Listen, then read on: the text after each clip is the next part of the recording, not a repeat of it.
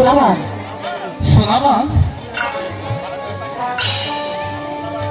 সোনাবান অমন করে কি দেখছেন? না না মানে আমি দেখছি তোমাকে। আমাকে? হ্যাঁ হ্যাঁ মানে দেখছি আমি তোমাকে।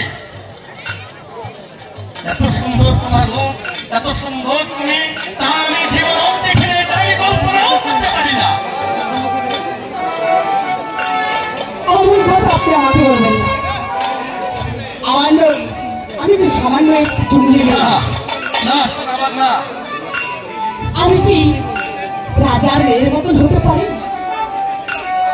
না সোনাবান না, তোমার রূপে তার প্রমাণ দিচ্ছে। না। তুমি যে কত সুন্দর, তোমাকে তুমি কখনো দেখো নাই, তাই আমি তোমাকে দেখে অনুভব করেছি তুমি কত সুন্দর।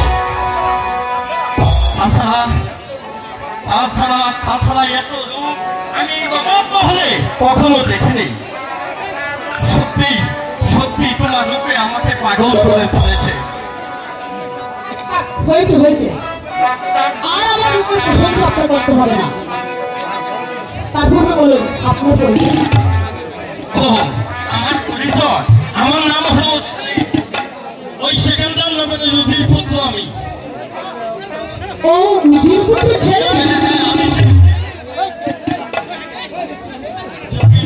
শুধু আমি উজির পুত্র, তবু তোমাকে দেখে আমি ভালোবাসায় মুক্ত হয়ে গেছি। আমার একটু কথা তুমি রাখবে শোনাবান? বলুন বলুন আপনি কি বলতে চান? আর কেন আমি রৌদ্র জানবো? আমি আমি তোমাকে আমার নয়ন করে দেখি। কারণ কারণ প্রথম দেখাতেই আমি তোমার উপরে আমাকে হারিয়ে গেছি। আমার বলতে আমি নেই, ভালোবাসা চলে গেছি।